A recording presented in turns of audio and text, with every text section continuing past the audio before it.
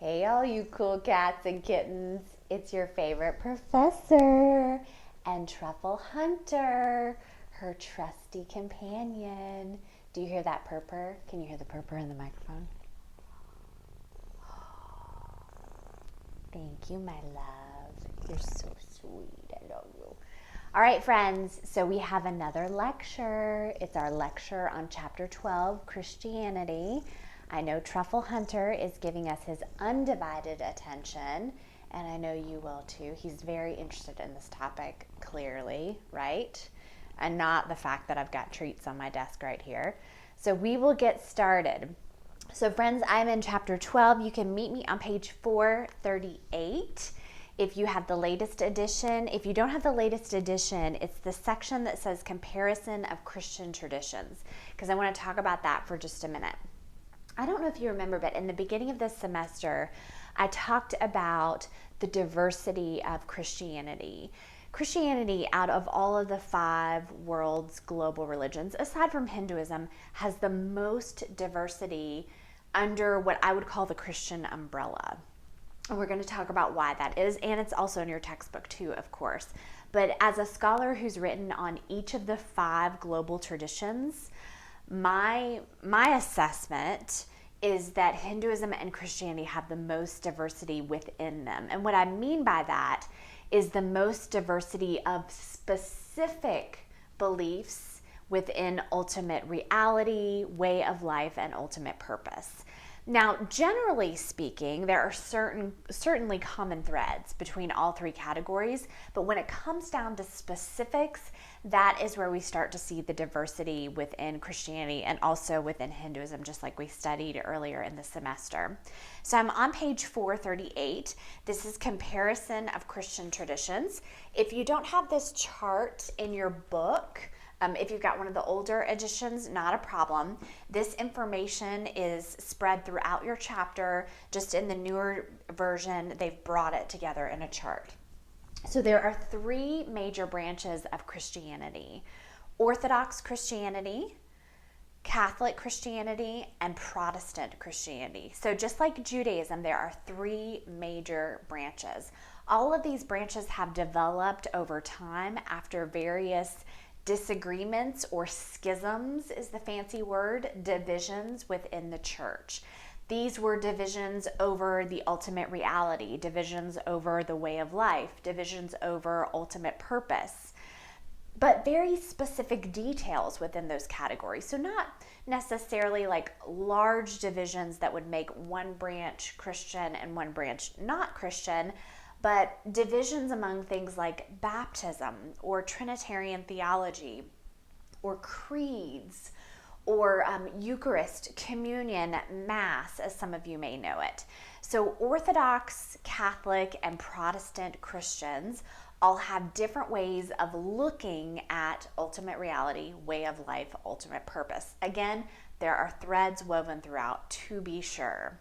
The central figure of Christianity is, I'm listening, his name starts with a J. You got it, it's Jesus. So there's the historical Jesus and Jesus the Messiah. The historical Jesus is what scholars call the life and times of this human being called Jesus. Now, I want you to know, and this is very, very important, that Jesus was Jewish. Jesus was Jewish throughout his whole lifetime, into his teaching, his ministry, his death, his crucifixion.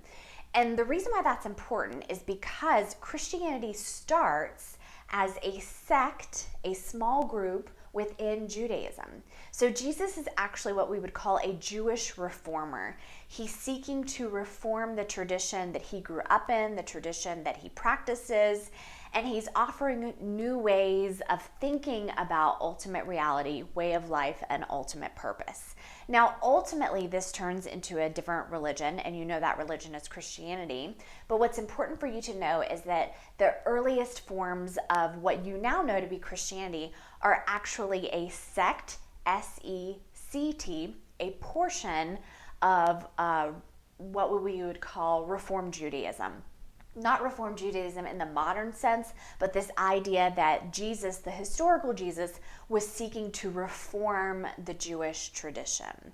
Later, when you get into the theology of Jesus as Messiah, which means anointed one, and you get into the idea of Jesus as Savior, the doctrine of Jesus as Savior, the doctrine of the Trinity, that's where you start to get a really a major thick line between the two traditions. That's what makes Christianity distinct from Judaism, this idea of Trinitarianism, that Jesus is not merely a rabbi, a teacher, an anointed one, but Jesus is actually part of the ultimate reality. God the Father, Jesus the Son, Christ, Messiah, anointed one, and then the Holy Spirit. So that's the key difference. So that is what separates Christianity from its Jewish and Muslim brothers and sisters. So in Judaism and Islam, there is no doctrine of Trinitarianism. Christianity is the sole Abrahamic faith that has the doctrine of the Trinity. But what I want you to keep in mind is that the doctrine of the Trinity historically does not develop until several hundred years after Jesus's death. And I just realized I'm looking at the wrong end of the iPad. That's awesome. I was looking at the home button. Sorry. Did you think I was just lost my mind? Welcome to lectures. Okay. Trinitarianism doesn't develop until a few hundred years after the death of Jesus. Oh, that's too funny. I don't want to start over because that was, we were on a roll, right? Okay, I'm going to keep going. Here we go, friends. So your book outlines, of course, the three categories. I want you to really dig into these. I don't have a vocab sheet for you because your quiz helps serve as the vocab that you need to concentrate on. That would be quiz number 6 coming up in a week or so. But don't be too overwhelmed with the glossary and the key terms. Meet me on page 473 or the summary section of whatever edition you have. I'm going to look at the glossary and I'm actually going to read out loud which words are most important. Now that I've got my head turned the right way, my apologies. Okay. Here are some key words to remember in Christianity. Definitely star baptism in your book.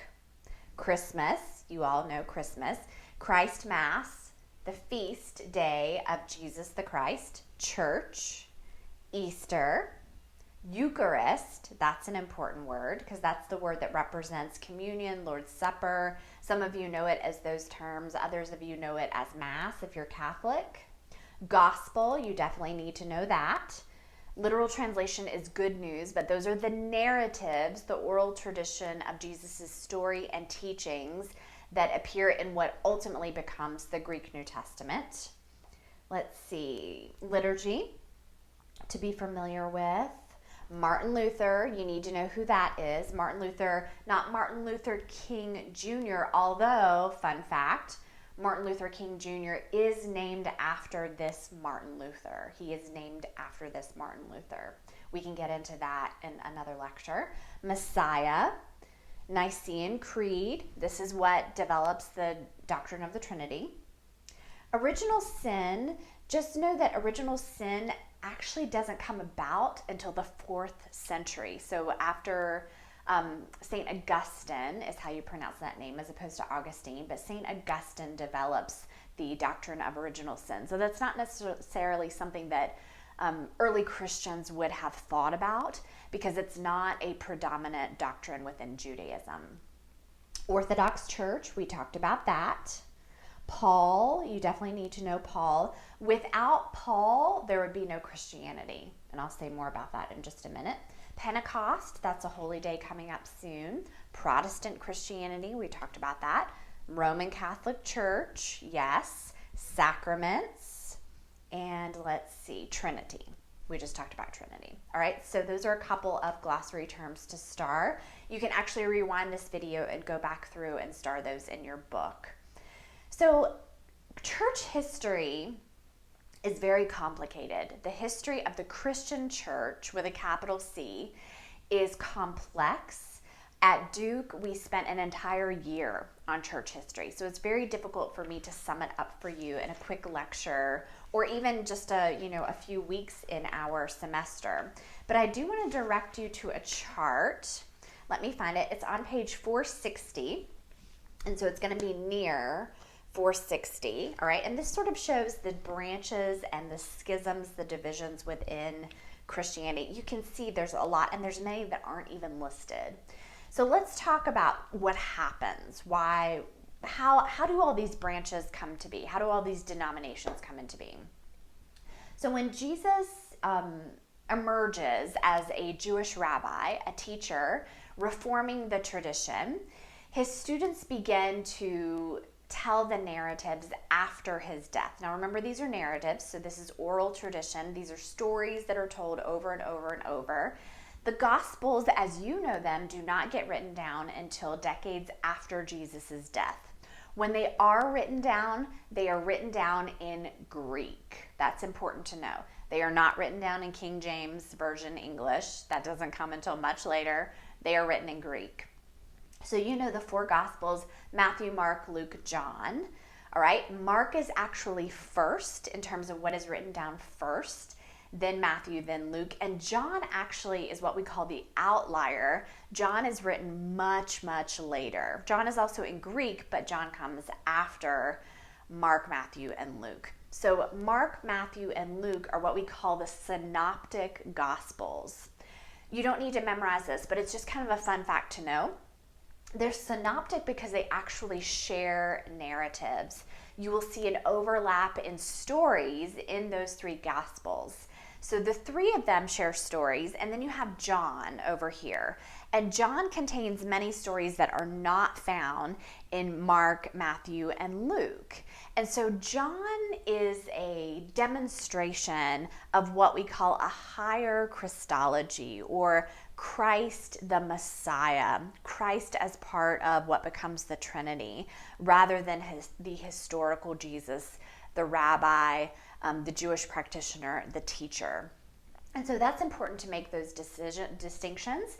It's also important to know that the earliest Christians had to discern what stories were going to go in the Gospels and what stories were not going to be contained in the Gospels. And that becomes a couple of 100-year process to develop what becomes the Greek New Testament, in addition to developing what becomes the doctrine, including that doctrine of Trinity, which is found in the Nicene Creed, which is not until the 4th century. So 300 years after the life, teachings, death, and crucifixion of Jesus, that's when you get the Nicene Creed. It takes a while. It takes a while for this tradition to develop.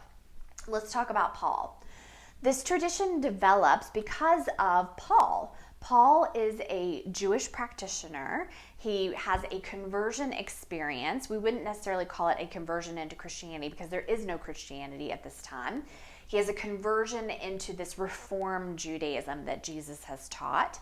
He is a citizen of the Roman Empire, so he's free to travel in the Roman Empire. So he can go anywhere until he's arrested. He can continue to write letters.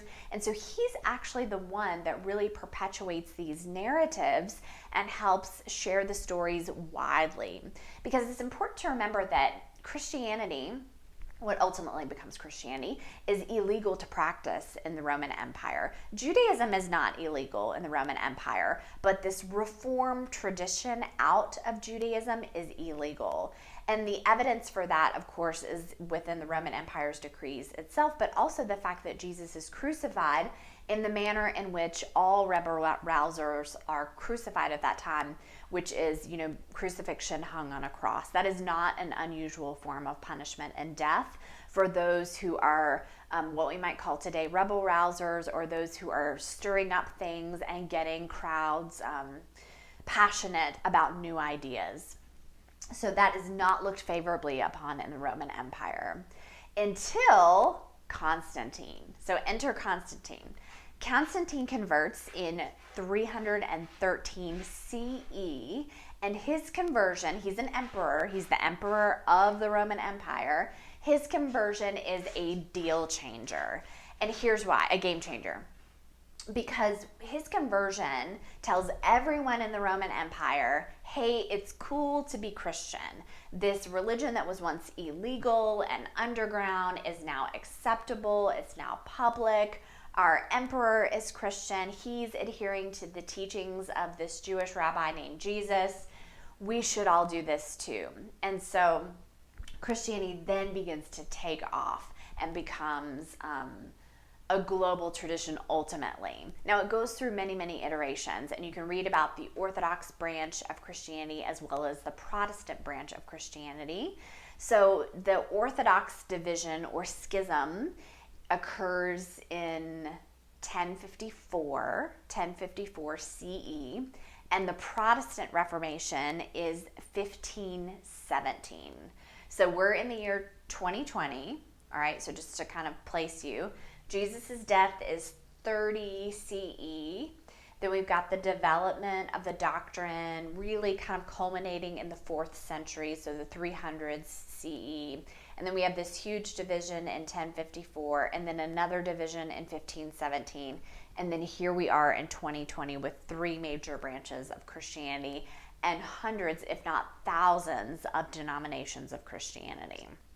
So I'll take a pause there. I've given you a ton of information. I'm spending some time on this because I know a lot of you were born into Christian families, or at least it's a tradition that you're familiar with, because Christianity is still a majority culture and religion within America. About 70% of Americans identify as Christian, even if it's only in name only.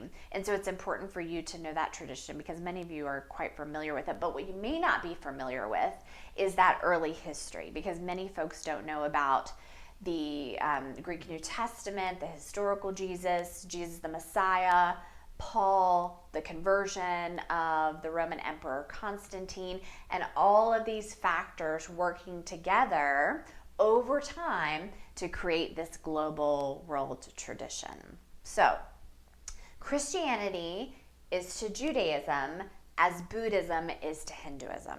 In other words, Christianity is birthed out of Judaism. Buddhism is birthed out of Hinduism, if that helps you remember it a bit. And we can have part 2 on this lecture if you're interested. Again, I don't want to bore you with these, and so just let me know what you need. Happy reading, enjoy digging deeply into this tradition, and hopefully you learn something that you can take away. And yeah, I'm excited. And I wrote this little sticky note for me to remind you to breathe. Can you see it? Be sure to breathe, you cool cats and kittens. I'm thinking about you. I miss you. I'm sorry that I spent the first half of the video staring at the home button, but I love you nonetheless. All right, friends, I will see you soon. Be well, take care of yourselves and one another. See you soon. Bye.